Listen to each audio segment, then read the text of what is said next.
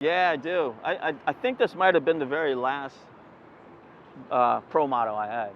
Yeah, because this is when they switched over to 80 unit, because it used to be 80i, American Dream Incorporated.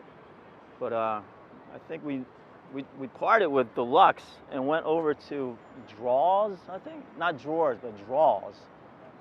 And I think they were more into like snowboarding. But yeah, this might have been my last board.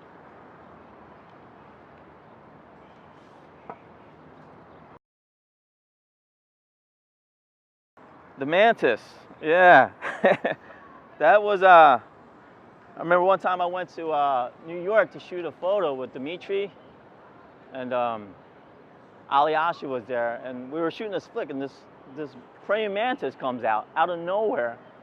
And during that time, Wu-Tang was like really heavy, you know.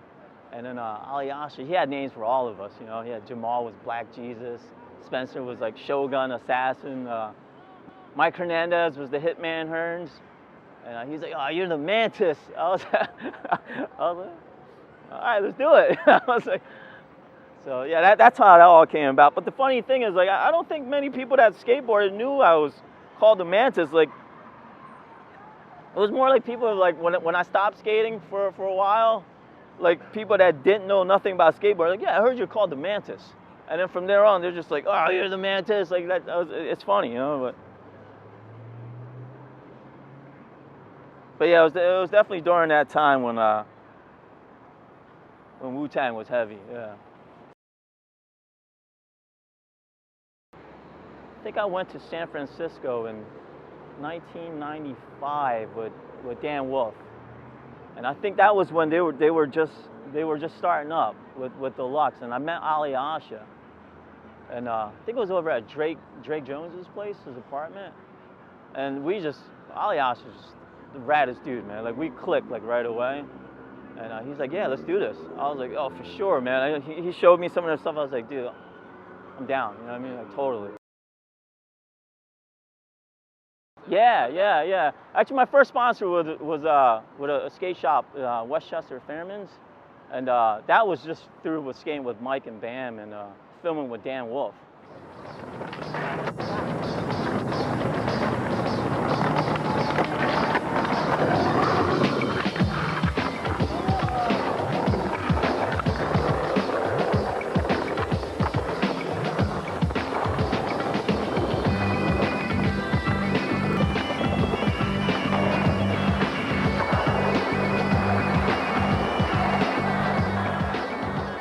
Most of my sponsors really just got linked through from Dan, because we would go places to film, and then eventually that's how I met up with Bob Lucido, which was the guy behind Screw.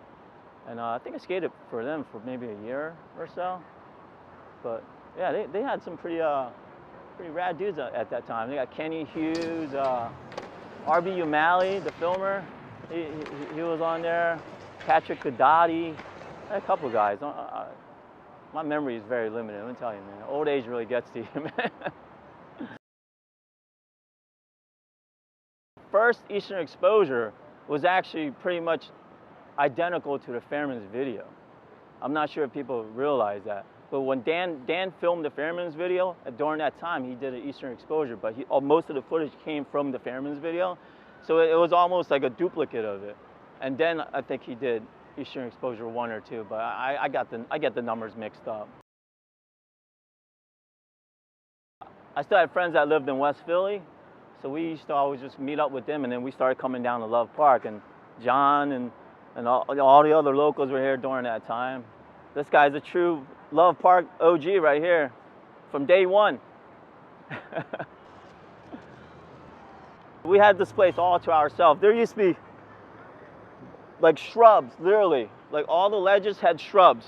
Like, you would like do like a grind next to a shrub. But then eventually that was all cut down. You remember that? It was all shrubs. I remember that one kid, Simon. What was his name? From Jersey? He used to, Simon, what is it? Yeah. He used to do like the gnarliest front side lip slides with the shrubs on the ledge. I was like, dude, it's crazy. Oh, man. I think it was like 1997. Man, how many years was that?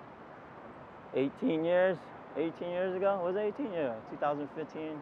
That was a long time ago. Back then, you didn't mind running from the cops, you know what I mean? But it's a little different nowadays, you know what I mean? Like, so, not necessarily. I think the best time was I love just coming down here and skating, just like meeting up with like people, you know what I mean? Like I'll literally just come down every single day, just hang out, skate, and it'll be like midnight. We're still hanging around here, and then we just go grab food, come back.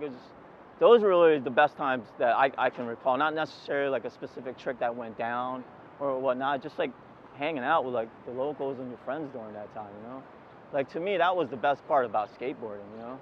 But then once you start throwing in the sponsorships and stuff and there's more pressure and everything, you know, it kind of takes away from it. As great as it is to be sponsored, you know, I always felt pressure personally, you know what I mean? Like, so my personality, that it didn't work too well with me in regards to that, you know, so maybe that's why my skate career was very short-lived. Yeah, I did. I walked away from it quick. I started getting a lot of sponsorships, started shooting a lot of photos, which, you know, I was psyched, but then at the same time, it was just like, I guess my personality was, you know what I mean, like, it really wasn't for me. Like, I was still hanging out with the guys that weren't sponsored.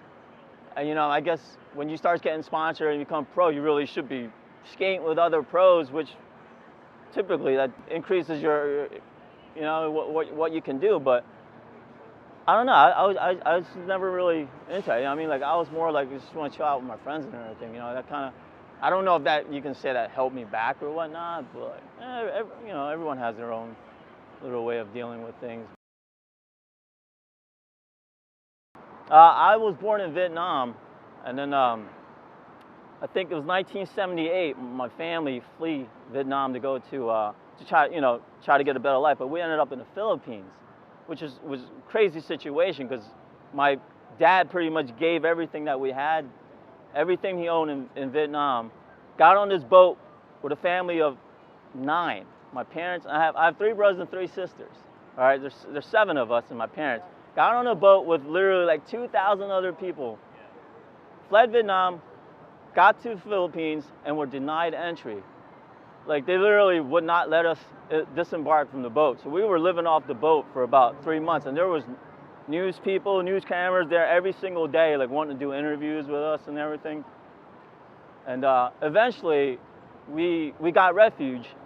They let us out. We were refuge there for maybe 5 to 8 months or so. I don't remember. I was like 4 years old at the time. You know what I mean? So I'm very limited to what I remember. But yeah, we was in the Philippines for probably like 8 months or so, and then eventually we came to Philly in 1979, and I'm still around the area now. You know what I mean? I have pictures of it. It's so weird because my friend found it online. He Googled it, and there were actual photos of us, that actual boat. It was because it was like in a newspaper or something.